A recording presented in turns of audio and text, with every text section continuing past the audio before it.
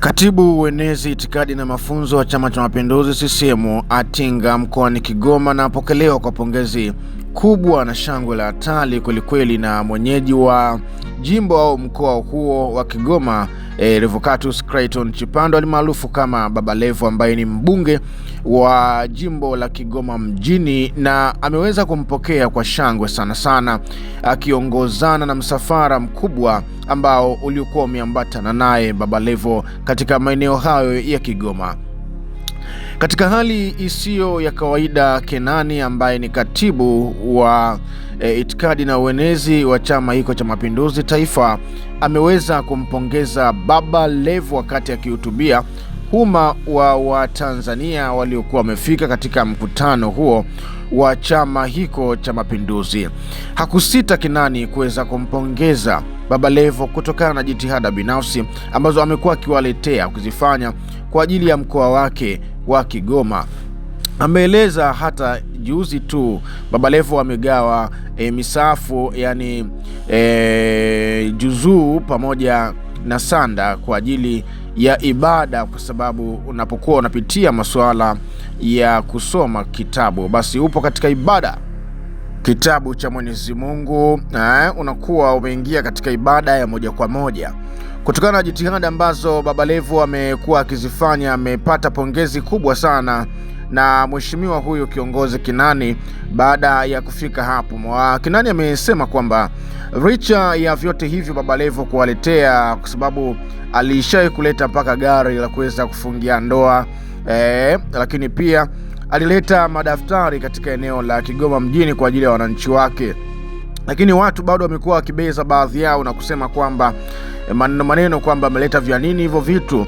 Kenani amemsihi na kumsisitizia kwamba Baba Levo, siasa ni sayansi, siasa ina vitu vingi sana, siasa ni furaha, siasa ina tafsiri vitendo. Kwa hiyo kile ambacho anachokifanya Baba Levo, Kenani ameweza kumpongeza zaidi Baba Levo na kumsihi kama kuna vitu vingine tena ambavyo anaweza kuvileta kwa ajili ya watu wa Kigoma, basi asisite kuvipeleka, avipeleke kwa ajili ya wananchi hao, kwa sababu siku zote Kenani amekuwa akisimamia vyema zaidi katika swala hilo. Hebu tumsikilize Kenani wakati anazungumza hapa. Kigoma chini ya wabunge wenu wakiongozwa na mbunge mwenyeji, maendeleo mtayaona. Nimeona jana Mheshimiwa Baba Levo anagawa sanda na ile misaafu, si ndio?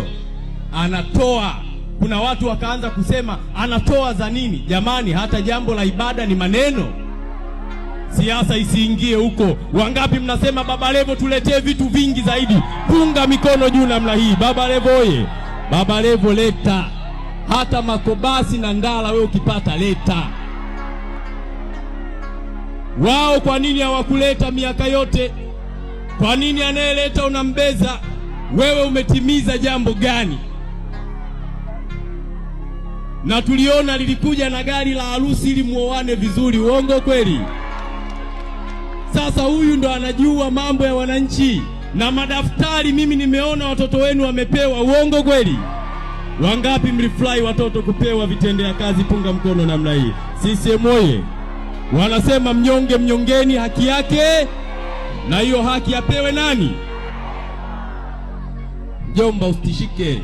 Siasa hii ni tamu, siasa ni mchezo, siasa ni sayansi, siasa haihitaji maneno, inahitaji vitendo. Sasa unaweza ukaniambia maoni yako ni yapi juu ya hiki ambacho umeweza kukisikia amekizungumza Kenani huyu katibu uenezi itikadi na mafunzo wa Chama cha Mapinduzi Taifa, ambapo taifa zima kwa mujibu wa Chama cha Mapinduzi linamtazama yeye kama mwenezi ambaye anaweza kusambaza taarifa, lakini pia anaweza kuwa sehemu ya kuweza kushauri walio madarakani kutimiza kile ambacho wameahidi kwa ajili ya wananchi, wale wananchi ambao waliowapigia kura na hata wale ambao hawajawapigia kura, kwa sababu ukishaingia katika kuongoza serikali unakuwa wewe sio tena kwa ajili ya chama au vyama au kwa sababu wale ambao walioweza kukupigia kura, unakuwa na dili na taifa zima. Wale wote wazuri wako, wabaya wako, wote unakuwa unawahudumia kwa mujibu wa katiba ya Jamhuri ya Muungano wa Tanzania. unaweza ukatoa maoni yako kuhusiana na hiki ambacho Kenani amekizungumza. Lakini unaweza ukatoa maoni yako, ndio, toa maoni yako, fanya hivyo. Lakini pia kama bado huja subscribe channel hii hapa, basi fanya subscribe channel hii hapa. Lakini pia usisahau kushare video hii hapa na wengine waweze kuona video hii hapa, na wao pia waweze kutoa maoni yao. Bwana, nikushukuru sana kwa muda wako, hadi wakati mwingine. Wakati nikutakia wakati mwema. Bye bye.